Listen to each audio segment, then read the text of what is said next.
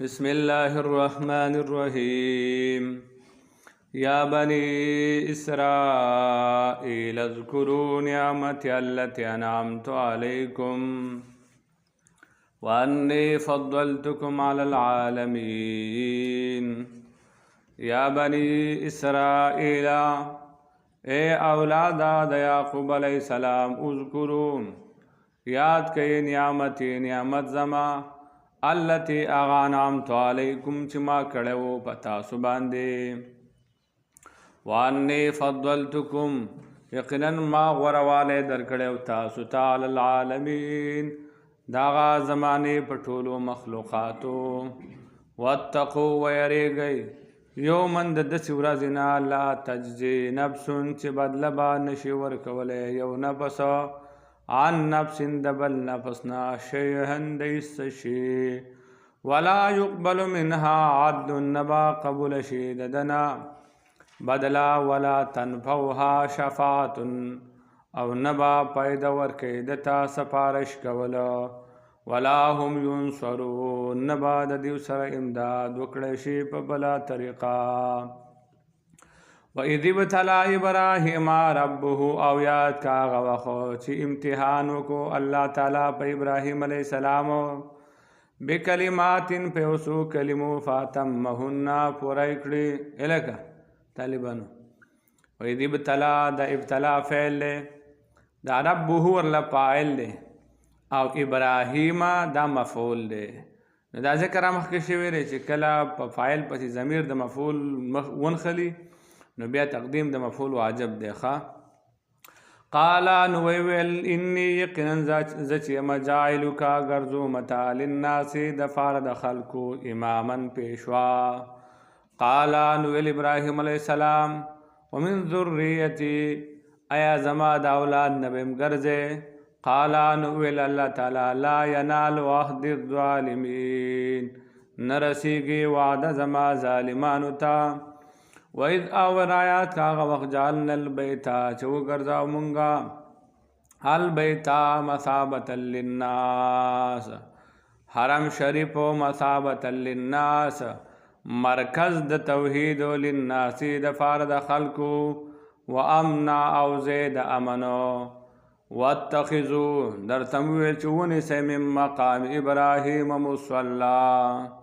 مقام ابراہیم زید مانزو واحدنا الى ابراہیم و اسماعیل او وصیت وکړو مونږه ابراهیم علیه السلام ته اسماعیل علیه السلام ته ان طهر بیتیا چې پاک کئ کور زما للطائفین د پاره د طواف کوونکو والعاکفین او د پاره د اعتکاف کوونکو والرکع السجود د پاره د مانځه کوونکو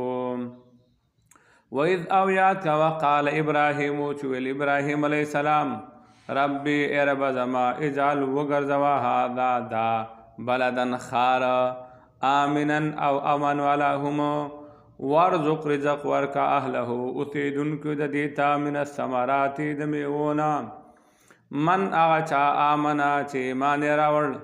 بالله په الله باندې والیوم الاخر په ورځ وروستنۍ باندې قال نو ویل الله تعالی ومن کفر چا چې کفر وکړو فامتعه نو زبا پیدا ورکم دتا قلیلا لږ شانتي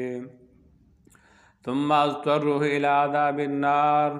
بیا به ز مجبور کما په عذاب د اور باندې او بئس المصير او ډیر ناکار زید ورتلو ده وَإِذْ اور آیات کا وخت يرفع ابراهیم چوچتول ابراهیم علیه السلام القواعد بنیادنا من البیت د حرم شریف و اسماعیل او اسماعیل علیه السلام هم نو د دې سره سره به ویل ربنا ای رب زمونږه تقبل منا تقبل کې زمونږه انکا یقینا ای الله انت السمیع اوریدونکې العلیم او پوهې ربنا ای رب زمونږه وجعلنا تو ګرځې مونږه مسلمین تابعدار لکه ستا دپاره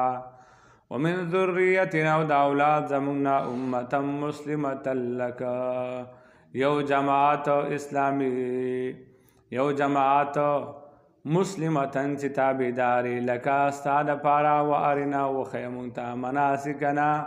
طریقې د عبادت وتب علینا او مهرباني وکړه په مونږ باندې انک یقینا انت التواب بار بار توبه قبلونکی الرحیم رحم کونکی